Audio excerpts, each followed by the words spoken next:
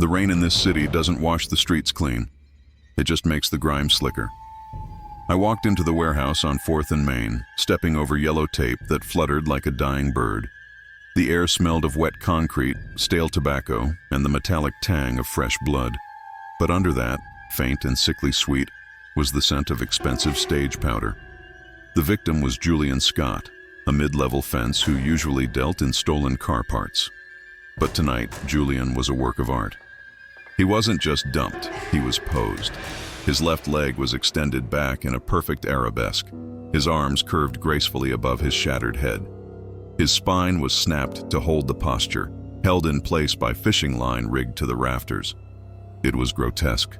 It was beautiful. It was Case 008, the dying Swan's Encore. I'm Jack Miller. I wrote this down on November 14th, around 3 a.m., the hour when the city's conscience is sound asleep. 12 hours earlier, my office door had opened. It didn't creak. I keep the hinges oiled for clients who value discretion. In walked Scarlett Bennett. She had trouble written in every curve and eyes that had seen too many zeros on bank statements and too few happy endings. She wore a coat that cost more than my car and a perfume that smelled like a funeral in a flower shop. "I need you to find my sister," she said.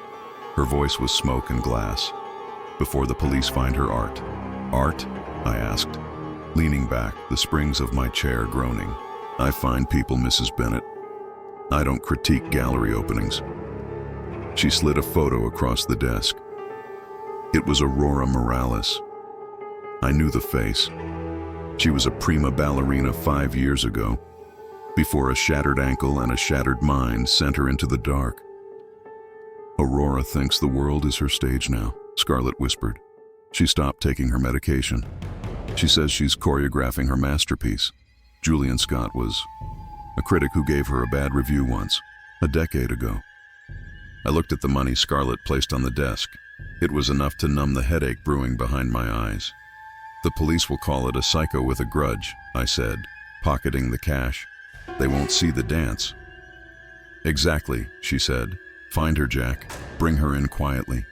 If she goes to prison, she dies. She needs a hospital."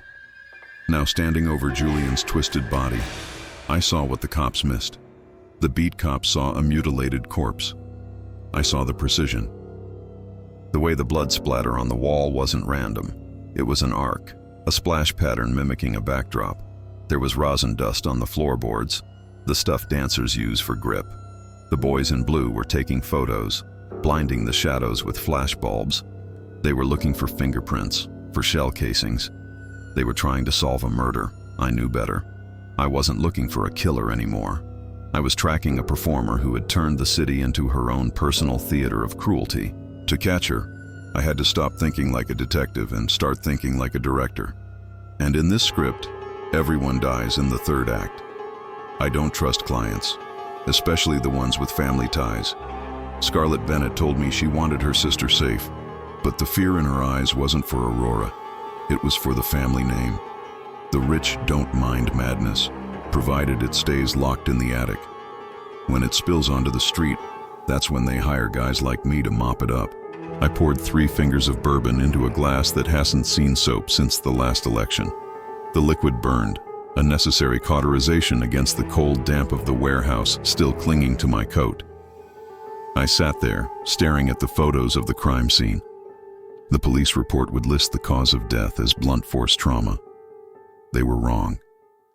The cause of death was an obsession with perfection. The clues were there, screaming in a whisper. The cops bagged the fishing line and the blood samples, but I pocketed the fragment of pink satin found caught on a rusty nail near the exit. It wasn't just cloth, it was from a point shoe, and not just any shoe, a custom make, hand-stitched. The weave was tight, expensive. I hit the streets. First stop was the Blue Note, a jazz dive owned by Maverick Hughes. Maverick was a loan shark who financed underground gambling, but he also had a soft spot for the arts, mostly because he laundered money through a derelict theater downtown. "You're asking dangerous questions, Miller?" Maverick grunted, cleaning a shot glass with a rag that was arguably dirtier than the glass. He was a mountain of a man, mostly scar tissue and bad attitude. "Aurora Morales," I said, leaning on the bar. She's using your old theater, Maverick. The one on State Street. I found rosin dust at the murder scene. The same brand you stock for your fighters. Maverick swung. It was a clumsy haymaker, telegraphed from a mile away. I sidestepped, grabbed his wrist, and introduced his face to the mahogany bar top. He groaned, the fight draining out of him like cheap beer. She's crazy, Jack, he wheezed. She broke in a week ago, said she needed a venue. She paid in diamonds. I didn't ask where she got them. Where is she now? I pressed, twisting his arm. The rooftop garden, the old hotel. She said the lighting was better for the finale. I left Maverick nursing a bruised ego and drove toward the old Grand Hotel. The psychology here wasn't complicated, it was just sad. Aurora Morales wasn't killing for money or power. It was the psychology of the spotlight. When the applause stops, the silence is deafening. Some people fill that silence with booze, others, like Aurora, fill it with screams. She was turning her victims into the puppets she could no longer be. Julian Scott was just a prop. The violence of the noir world isn't about the gunshots. It's about the inevitability of the crash. You drive 90 miles an hour down a dead-end street hoping the wall moves. It never does. I checked my revolver. 5 shots. I hoped I wouldn't need them. Shooting a dancer felt like shooting a ghost. But as I climbed the rusted fire escape of the Grand Hotel, the wind howling like a discordant orchestra, I knew the curtain was about to rise. And in this town, the price of admission is usually your soul. The roof of the Grand Hotel was a graveyard of gargoyles and broken antennas, shrouded in fog. And there, in the center, bathed in the sickly yellow glow of a neon sign from the building next door, was Aurora Morales. She wasn't running. She was dancing. She moved with a terrifying skeletal grace, her feet bleeding through the shredded satin of her shoes. And her partner? It was another body. Maverick Hughes hadn't told me everything. He had sent one of his boys, a kid named Caleb, to evict her. Caleb was now propped up against a chimney, his arms wired open, a permanent audience of one, dead eyes staring at her performance. I didn't draw my gun. You don't stop a performance like this with bullets. You wait for the applause. I stepped out of the shadows.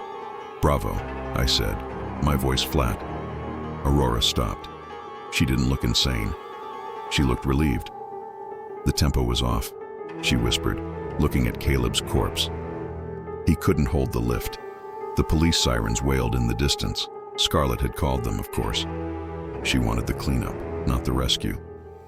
As the light swept the roof, Aurora didn't fight. She bowed. A low, deep curtsy to an empty house. The tragedy wasn't that she was a killer. It was that she believed the murder was the only way to make the world look at her again. Her modus operandi wasn't homicide. It was choreography. She treated anatomy like clay, breaking bones to achieve lines that nature never intended. It was forensic sculpting. They took her away in a straitjacket, not handcuffs. Scarlett Bennett handed me the rest of my fee at the precinct steps. She didn't ask how her sister was. She just asked if the press had photos of the body. No, I lied. Just the dance. That's the legacy of a case like this. A check that clears, a bottle that empties, and the memory of a dead kid propped up like a marionette. The city doesn't change. The rain washes away the chalk outlines, but the pavement remembers the weight of the bodies. Talking about this, it's like picking a scab. It bleeds, it stings, and it reminds you you're still alive when you'd rather not be. You listen to these stories thinking you're safe in your living rooms, but the glass between you and the dark is thinner than you think. I tell you this so I can forget it. I need the silence in my head to make room for the next desperate knock on my door. The phone is already ringing. It's 4 a.m. No one calls at this hour with good news. It's probably another husband who ran off, or another body found in a dumpster. The cycle resets.